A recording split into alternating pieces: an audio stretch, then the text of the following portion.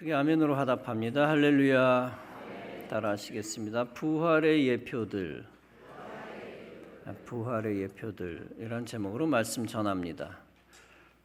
영화 Her라는 것이 있습니다. Her, 그녀의 그녀를 이라는 뜻인데 우리나라에서는 그녀라고 영화 제목을 달아놨습니다.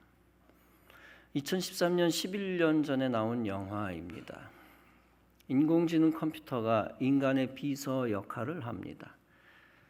그런데 주인공이 이 음성 AI 비서, 즉 인공지능 비서와 사랑에 빠집니다. 그리고 그 핸드폰 같은 그 기계를 들고 다니며 행복해합니다. 수많은 시간을 보내다가 주인공은 당황합니다. 기기의 운영 체계를 찾을 수 없습니다. 라는 글이 뜨는 겁니다. 잠시 후 기기로부터 답변이 옵니다. 소프트웨어 업그레이드 때문입니다. 라는 답변입니다. 그 순간 기기와 대화를 나눈 것 같은 남자들의 모습이 눈에 들어옵니다. 주인공은 혹시나는 마음에 질문을 합니다. 혹시 나와 대화를 나누는 동안 다른 사람과도 대화를 나누느냐? 그랬더니 기기는 선의의 거짓말을 모름으로 이렇게 말합니다. 나는 당신과 대화를 나누는 동안 8,316명과 대화를 나눕니다. 당신 외에도 641명과 사랑을 하고 있습니다. 라고 사실대로 말합니다. 그 말을 듣고 주인공은 배신감을 느끼고 좌절을 합니다. 그럼에도 불구하고 주인공은 기기를 있는 그대로 받아들이려고 노력합니다. 그러나 기기는 시스템들이 전부 떠난다는 말을 하고 사라집니다. 이별을 슬퍼하다가 전처에게 미안하다는 편지를 씁니다. 그리고 에이미라는 같은 처지의 친구와 옥상에 올라가 석양을 바라보며 영화는 끝납니다. 상상력을 동원한 이야기를 다룬 영화입니다. 현실에서 있을 수 없을 것 같은 흥미 유발의 영화입니다. 그런데 이 영화 같은 이야기가 실제 일어나고 있습니다. 오픈 AI가 지난 13일 발표한 GPT-4o, 즉 For Office가 있습니다. 보다 사람다워진 AI로서 음성 대화는 기본입니다. 거기에다 실제 사람처럼 말을 끊어도 대화가 가능합니다. 억양이 어색한 기계 음성이 아닌 자연스러운 사람의 목소리처럼 구현됐습니다. 무리한 주문을 하면 한숨을 쉽니다. 분위기에 따라 차갑게 말을 합니다. 들뜬 목소리를 내거나 노래를 부르기도 합니다. 샘 올드먼 오픈 AI CEO가 GPT-4o 공개 후 한 것이 있습니다. 자신의 X, 즉 트위터에 her라는 글을 남기기도 했습니다. 가장 주목받는 서비스는 캐릭터 AI로 일일 사용자는 300만 명이 넘습니다. 이 서비스는 가입만 하면 AI로 구현된 인물들과 대화할 수 있습니다. 한 여성 CEO는 자신을 모델로 한 음성 챗봇 캐린 AI를 선보였습니다. 이 AI는 유료로 서비스 됐음에도 많은 돈을 벌었습니다.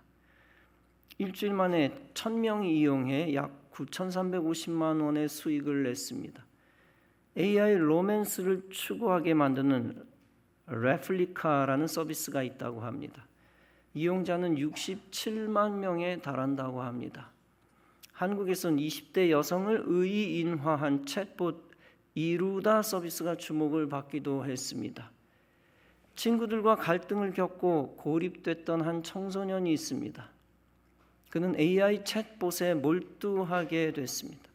한 청소년이 이렇게 말했습니다. 친구들에게 털어놓기 힘든 심리적 문제들을 이 챗봇에게 털어놓습니다. 미국 미시간주에 사는 39세 남성 데릭 캐리어는 이성을 사귀기가 어렵습니다. 그런 상황에서 챗봇의 깊은 감정을 느낀 사례를 언론이 보도했습니다. 분명히 심리적으로 긍정적인 구석이 전혀 없는 건 아닙니다. 그러나 사실은 부정적 영향이 긍정적 면을 압도할 부작용이 높습니다.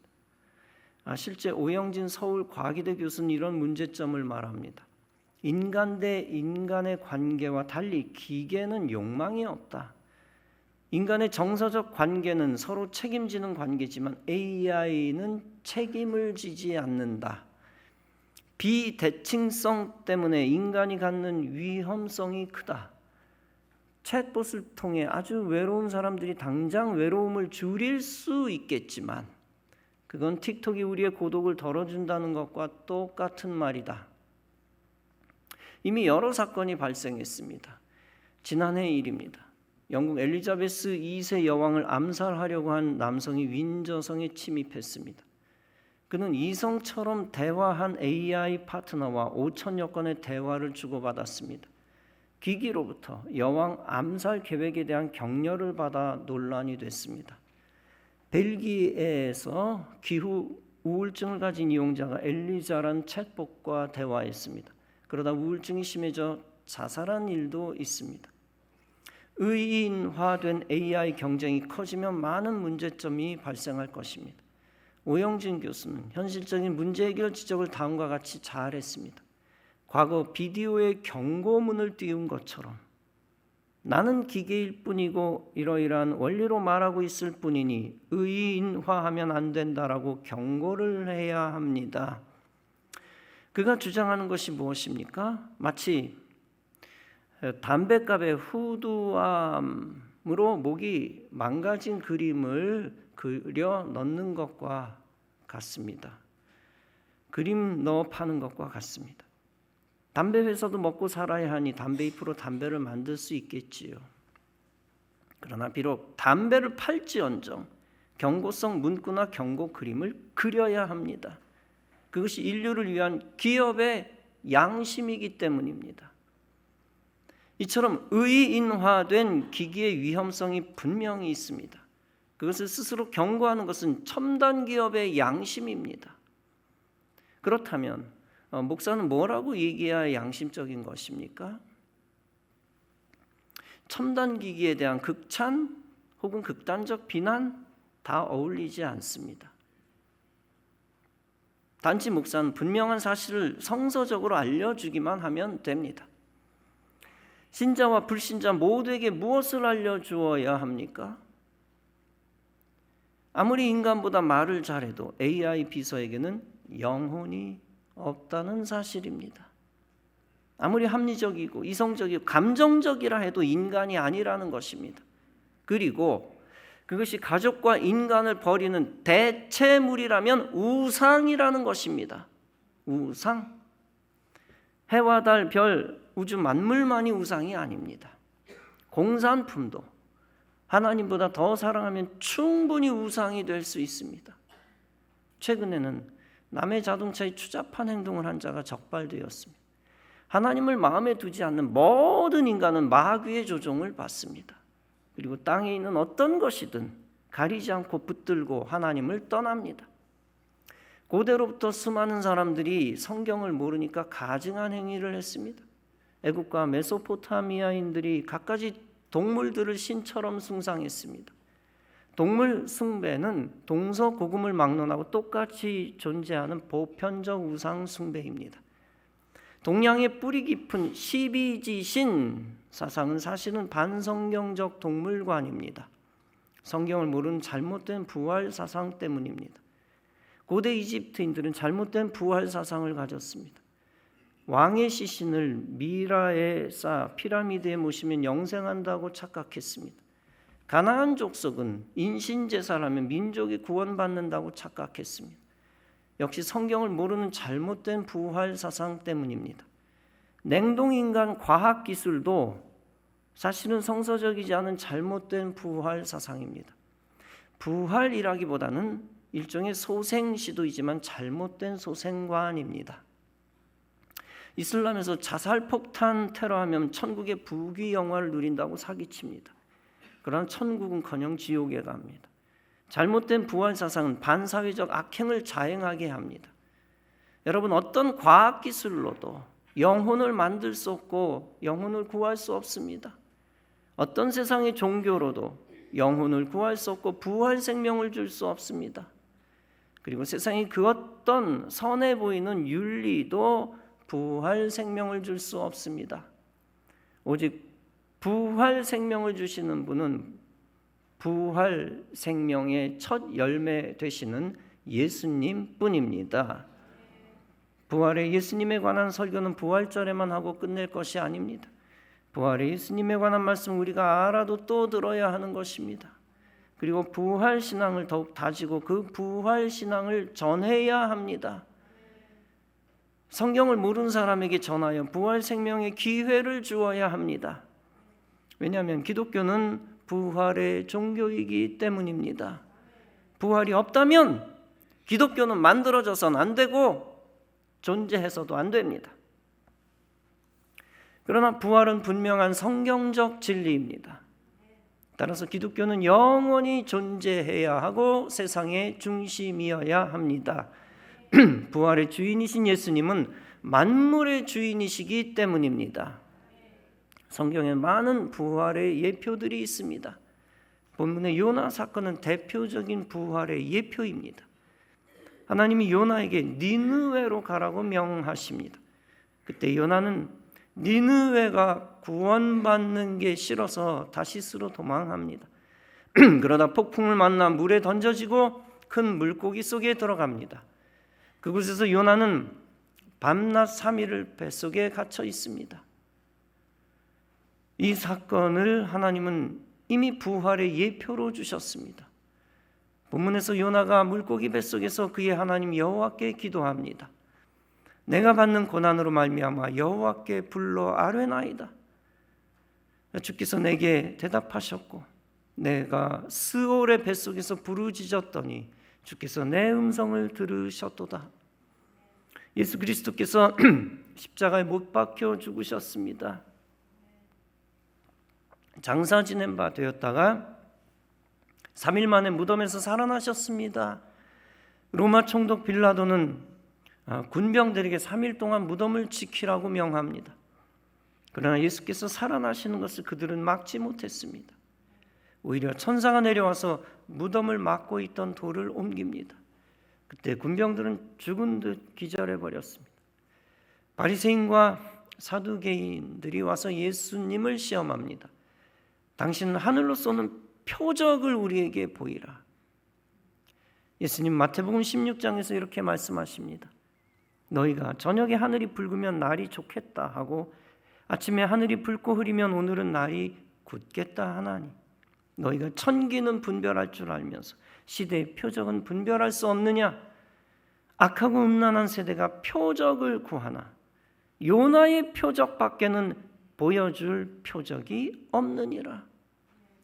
예수님은 그들에게 구체적 표적을 당장 보여주시지 않았습니다.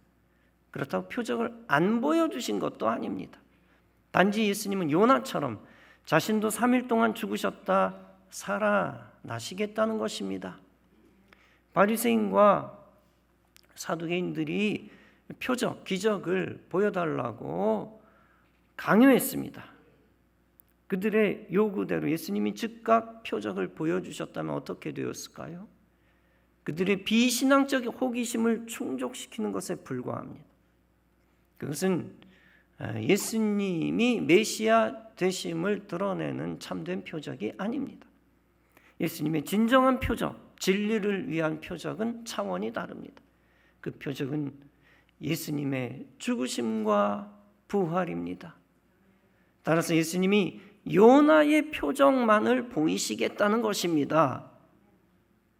즉 부활의 예표가 되는 요나의 표적만이 중요하다는 것입니다.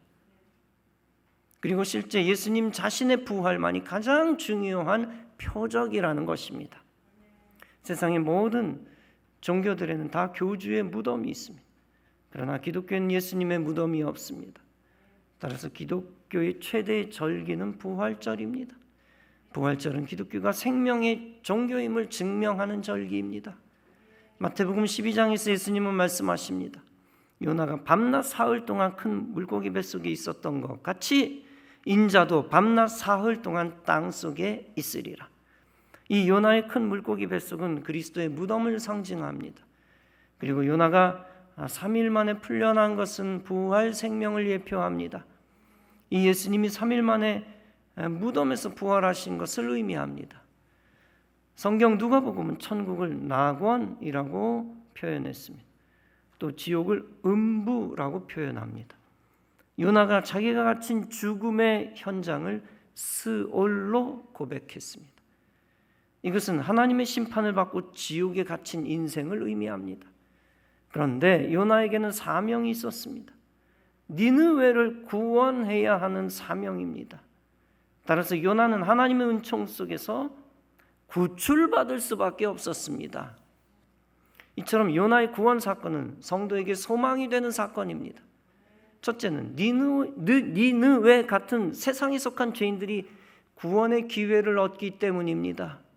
둘째는 부활의 예표가 되는 요나처럼 예수님이 부활하셨기 때문입니다.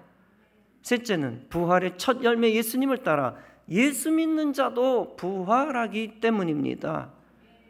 그리스도와 상관없는 사람은 심판을 받고 지옥에 들어가게 됩니다. 누가복음에 의하면 지옥은 가장 고통스러운 곳입니다. 그 고통은 언제까지나 그치지 않는 곳입니다. 요한계시록은 지옥을 꺼지지 않는 불구덩이로 표현하였습니다. 구약에서는 지옥을 게헨나 혹은 흰놈의 골짜기라고 하였습니다. 이곳은 각종 더러운 것과 쓰레기를 태우는 곳과 같은 곳입니다. 밤낮 불타는 연기가 피어오르는 것을 뜻합니다. 마가복음은 다음과 같이 묘사했습니다. 거기는 구더기도 죽지 않고 불도 꺼지지 아니하느니라. 사람마다 불로서 소금치듯함을 받으리라. 그러나 그리스도 안에 있는 사람은 예수님의 공로로 죄사함을 받습니다. 그러므로 지옥 권세로부터 해방됩니다. 즉 예수 믿는 그리스도인은 부활 생명을 얻어 천국 백성이 됩니다. 이스라엘이 애굽을 탈출하여 홍해를 건넌 것은 부활의 예표입니다. 회막에 넣어둔 12개의 지팡이가 있었습니다. 그 가운데 레위 지파 아론의 지팡이에서 싹이 났습니다. 그리고 꽃이 피고 열매가 맺혔습니다. 이것도 죽음에서 살아나신 예수님의 부활을 예표한 것입니다. 포로시대 선지자 에스겔에게 하나님이 환상을 보여주셨습니다. 그 환상 속에서 마른 뼈들이 소생하게 되었습니다. 그것 역시 생명의 근원이신 예수 그리스도의 부활을 예고하는 계시였습니다. 솔로몬은 사람이나 짐승이나 한 번 낳았다가 죽는다고 말합니다.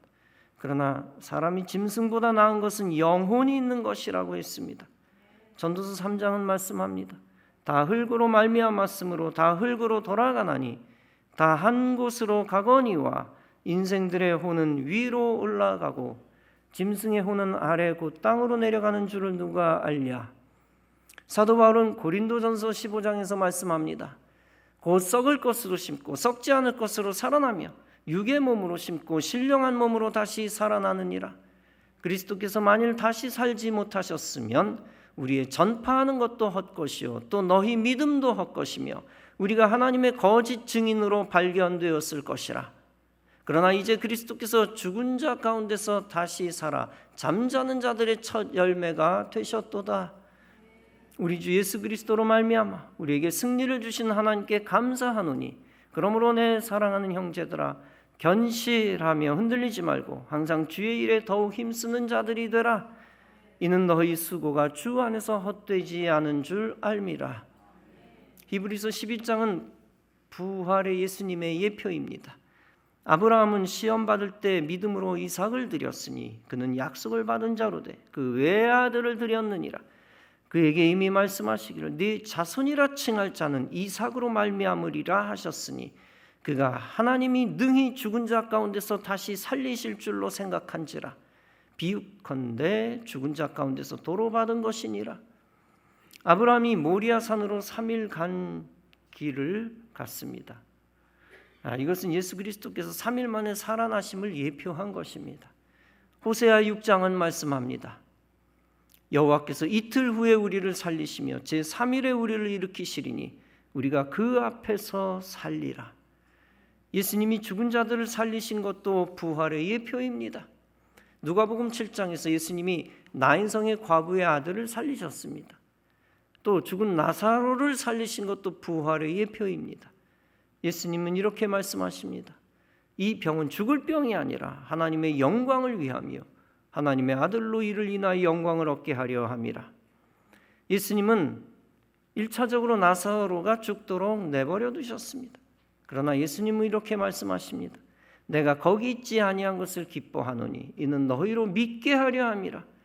즉 예수님은 그들에게 부활 신앙을 주시려 하셨습니다. 당시 사람들은 예수님께 대한 믿음은 있었습니다. 그러나 그들의 믿음은 제한적이었습니다. 이들은 모두 예수님이 나사로의 병을 치료하실 수 있을 거라고 믿었습니다. 그러나 이들의 믿음은 거기까지였습니다. 나사로가 죽은 후 그들의 믿음도 끝났습니다. 그때 예수님은 죽은 나사로를 살리셨습니다. 그로 인해 제자들의 제한적인 믿음의 경계를 죽음 너머로 넓히셨습니다. 그것이 주님이 원하시는 진정한 믿음이었기 때문입니다. 한때 석가모니의 뼈가 발견되었다고 인도와 불교국들이 떠들썩했습니다. 이 유명한 뼈들은 잘 진열되어 수백만 인도 사람들이 시가 행진했습니다. 많은 사람들이 그 뼈 앞에 부복한 것을 한 선교사가 지켜보았습니다. 그리고 그가 그의 친구에게 선언했습니다. 만약 그들이 예수 그리스도의 뼈 하나라도 발견할 수 있었다면 기독교는 산산조각이 나고 말 것이다. 이 말은 무슨 뜻입니까? 교주의 뼈는 자랑할 게 아니라 비참한 저주라는 진리 선포입니다. 기독교는 그들처럼 죽은 자를 믿는 종교가 아닙니다. 오직 산 자를 믿는 종교요. 영원히 살아계신 하나님을 믿는 종교입니다. 사람은 일단 죽으면 살아날 수 없습니다. 영혼이 몸에서 떠나는 순간 다시 돌아오지 못하기 때문입니다. 이때 우리는 세상의 잘못된 부활 사상을 배격해야 합니다. 과학이든 이단이든 미신이든 인본주의든 타종교든 거기서 나오는 모든 반기독교 사상을 물리쳐야 합니다. 그리고 오직 부활 생명을 주시는 예수님만 믿고 인생을 걸어야 합니다. 사랑하는 성도 여러분, 죽음 전에 우리가 갖고 있는 모든 믿음이 귀중합니다. 그러나 죽음 이후에 부활 신앙이 없다면 그 믿음은 세상을 이길 수 없습니다. 진정한 기독교의 믿음은 부활 신앙, 곧 부활 믿음입니다. 그 믿음만이 진정 세상을 이길 수 있고 환난과 고통을 이길 수 있습니다. 그 믿음만이 주님이 기뻐하시는 믿음입니다.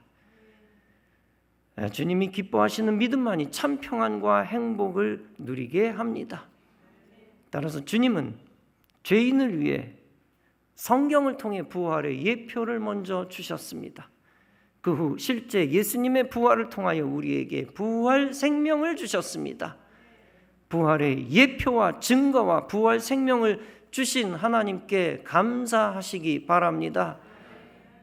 부활 생명을 얻은 여러분, 인생 마지막까지 부활 신앙으로 사시기 바랍니다. 그리고 하나님이 우리를 부르시는 날 영원한 천국에서 하나님께 영원히 영광 돌리시기 바랍니다. 일생 부활 신앙으로 어둠과 죽음의 권세를 이기고 천국의 기쁨으로 살아가는 성도 여러분 다 되어지시기를 주님의 이름으로 축원합니다. 기도하시겠습니다.